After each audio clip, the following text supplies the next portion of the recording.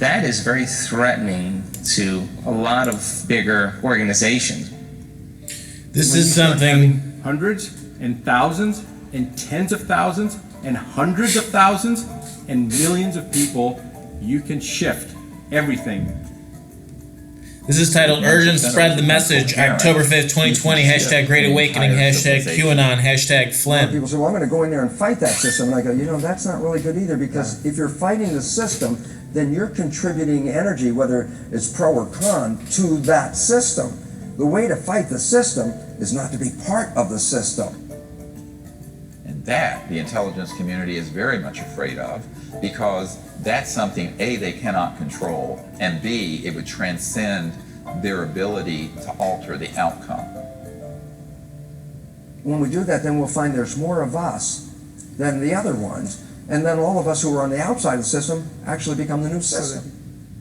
It's time for us to put our energy into what we are building up. We're building a new civilization. You are here on this broadcast because you're already part of what are called the cultural creatives. You're part of those. So is there such a thing as a QAnon coin, like a Bitcoin? I'm wondering if there's a digital currency for the QAnon community. That'd be an interesting business opportunity.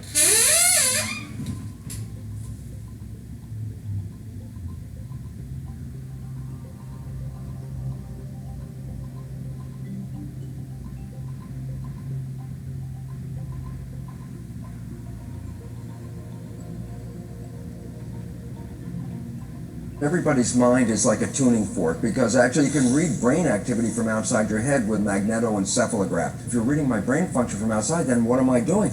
I must be broadcasting my brain function. Most people have heard of the random number generator studies through the Global Consciousness Project. The question tonight, can you actually measure the emotional outpouring in a worldwide crisis? Sometimes scientists think that they have done just that. Their machines and computers found a bizarre pattern right after several global disasters. This was an experiment in which researchers placed dozens of random number generators around the world and analyzed their data to see if they could discover anything about global or collective consciousness.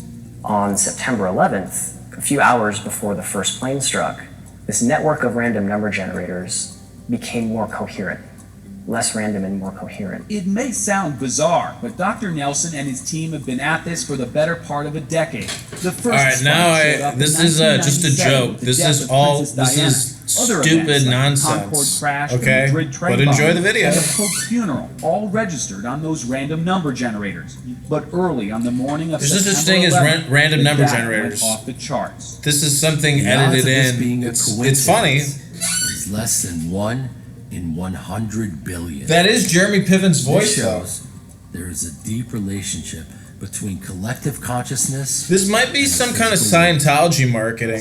I'm not sure. There's something in the upper left-hand corner where they go into a community. Say you have a town of 200,000 people. Mirrored from Be Inspired. This could be some kind of Gaia network, Discovery Network thing. Meditation. And they found it's called, there's one called Close Encounters of the Fifth Kind. Contact has begun. Support his mission. Go to SeriousDisclosure.com. Negative behaviors decline. We highly recommend his book, The Biology of Belief. Didn't know they were in the city. Because there is this resonance. For any concerns, business inquiry, contact Bureau. Entangled, interwoven consciousness field. Inspired at Gmail. These meditators were there, became more ordered, more peaceful, more happy, etc., and so on.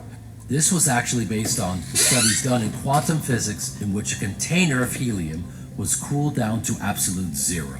When only 1% of the helium became aligned to coherence, the entire container went through a phase transition, instantly shifting into coherence and taking on almost magical properties, a state called superfluidity. So there was this transformation at that 1% point. When a critical mass of people, and whether it's 1% or a fraction of that, depends on the state of consciousness of those who are practicing the meditation or a prayer or coherence. But at that point, you can shift an entire civilization. If we all become coherent, just 1% of us, like a molecule of helium, and we become aligned and coherent and move in the right direction, it will transform the other 99%, even though they don't know that we're doing it. Our thoughts, be they positive thoughts or negative thoughts, are vibrations sent out to the field. The vibrations are the sole source that controls the particle matter. And so our thoughts as vibrations are influencing the field. And this is exactly what quantum physics said. Yes, our thoughts are manifesting our reality. We also know the heart is a very serious generator of electrical vibrations and fields. You can read a heartbeat about anywhere from 12 to 15 feet away from a person. You could take a probe and read the electrical activity of their heart.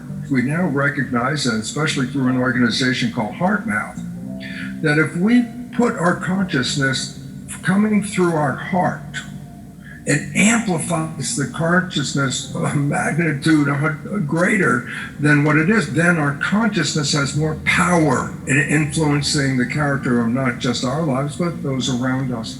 So the point is very simple. Each of us is a tuning fork, and if we can take that vibration and come from the heart, we can change the vibration of the field, and the field is what governs the nature of matter. We have a very powerful influence. Today we are in a mass extinction, science has recognized. And significance is it's human behavior that is manifesting this.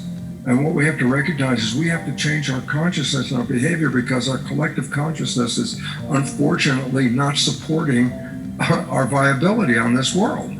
That we are living out of harmony with the planet and out of harmony with each other.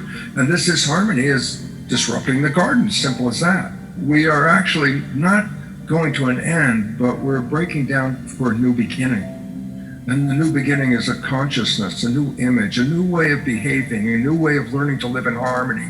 We're going from a Darwinian view where there's a struggle, a competition for survival, and it's a very stressful world, to a new world of understanding, a new evolution that recognizes evolution isn't based on competition, it's based on cooperation. That we're creating a community.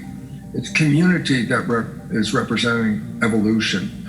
That we're stop focusing on the part that's coming down. You're seeing the chaos of a breakdown of a civilization that's not sustainable. That's why we're in extinction. And while that's coming down, you can either focus on the breakdown, or you can start to focus on what's new and what we're building. Because if we redirect our attention in that way, then we will be supporting with our consciousness this building of a new civilization, not based on survival, based on thrival, based on thriving into the future.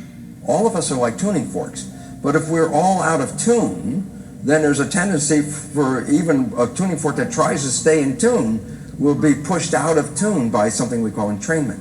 And the issue is, how can you survive in this world? And the answer is you must essentially detach yourself from this field around you, not be taken in by the stories, not buy into the fear, not to buy into the threats on our existence, to start to recognize, look, we are creating these lives.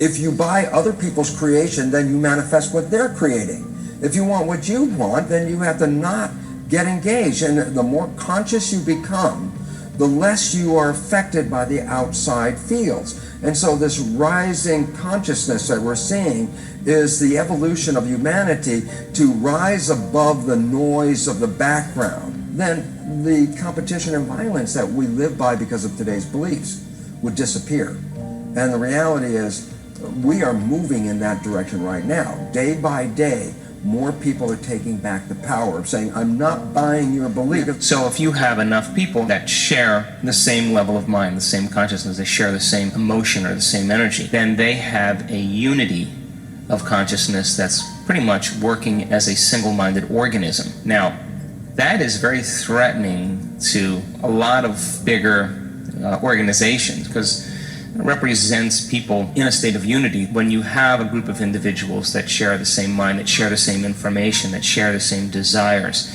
and you inspire them, well, that feeds that energetic field, and it becomes a collective consciousness. And as we know, collective consciousness affects pretty much everything. We have to go from this age of reductionism and separation and us versus them thinking to an age of where I say it's the unitive state. It's the state where we're connecting to an aspect of all things and all people and all creatures throughout the cosmos through the field of consciousness. Your thoughts right now are